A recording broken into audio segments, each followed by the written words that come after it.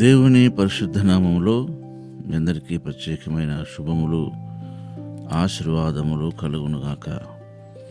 Today's God's promise. యెహోషువ గ్రంథము 1వ అధ్యాయము 5వ వాక్య భాగం. నువ్వు బతుకు దినములన్నిటిను ఏ మనుషుడును నీ ఎదుట నిలవలేక ఉండును.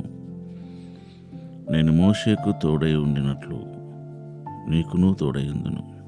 నువ్వు బతుకు దినములన్నిటిను ఏ మనుషుడు నీ ఎదుట నిలవలేక ఉండును. నేను మోషేకు తోడై ఉండినట్లుగా నీకును తోడై ఉందును.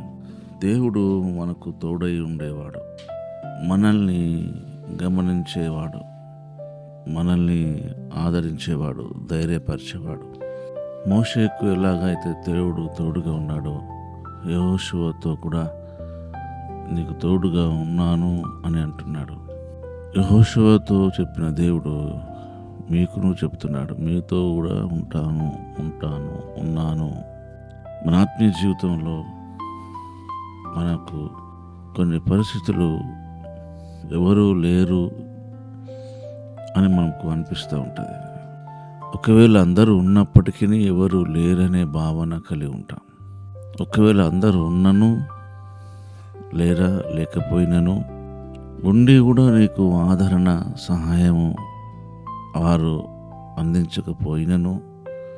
అందించినను ఒక విషయాన్ని మనం బాగుగా అర్థం చేసుకోవాల్సింది ఏంటంటే, దేవుడు తోడై ఉండినట్లుగా, దేవుడు సహాయకుడిగా ఉండినట్లుగా, దేవుడు మనల్ని ఆదరించినట్లుగా ఏ మనుషుడును మనల్ని ఆదరించలేడు, సహాయం చేయలేడు, తోడై ఉండలేడు. కనుక మన ఆత్మీయ ప్రయాణంలో ఎలాంటి పరిస్థితులు ఎదురైనప్పటికీ, ఎలాంటి పరిస్థితులు అంటే యెహోషువకు పెద్ద దిక్కుగా మోషే ఉండేవాడు. కేవలం యెహోషువతో కాదు, ఇజ్రాయేల్ జనాంగం అంతటికి. ఈరోజు నడిపించే నాయకుడు లేకుండా,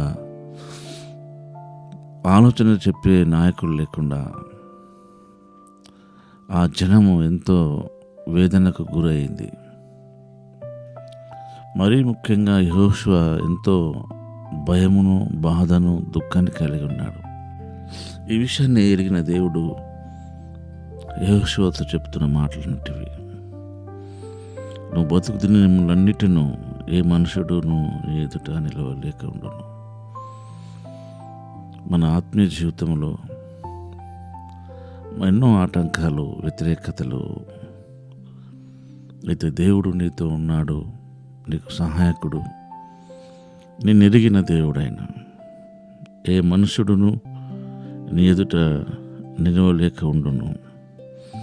నేను మోషేకు తోడై ఉండినట్లుగానే నీకు నువ్వు తోడై ఉందను. కనుక మన ఆత్మీయ జీవితంలో దేవుడు మనకు తోడై ఉండేవాడు. మనం ఏదో చేస్తే దేవుడు మనకు తోడై ఉండి మనం నడిపించేవాడంటే నా దృష్టిలో అసలు దేవుడే కాదు ఆయన. ఎందుకంటే దేవుడు మనకు తోడై ఉండేవాడు. మన తల్లి గర్భంలో పిండమై కాకముందు నుంచి కూడా మనం ఎరిగినవాడు ఆయన. మనల్ని విడిచిపెట్టేవాడు, మర్చిపోయేవాడు కాడు.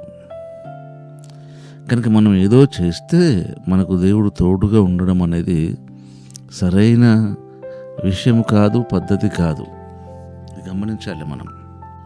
నువ్వేమీ చేయకపోయినా ఆయన నీతో ఉండేవాడు, నీకు తోడుగా ఉండేవాడు, నీకు సహాయకుడిగా ఉండేవాడు, నిన్ను ఆదరించేవాడు, నిన్ను బలపరచేవాడు. కనుక నీవు ఆయన అర్థం చేసుకోగలిగితే నీవును ఆయనతో ఉండడానికి ఇష్టపడతాం.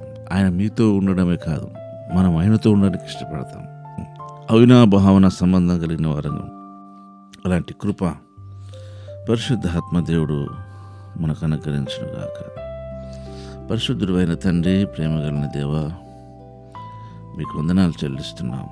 మమ్మల్ని ప్రేమించి మాకు తోడై ఉండి మమ్మల్ని దర్శించి ఆదరించే దేవుడుగా ఉన్నందుకై వందనాలు చెల్లిస్తూ యేసయ్య నామములోనే స్తుతించి ప్రార్థిస్తున్నాం తండ్రి. ఆమేన్.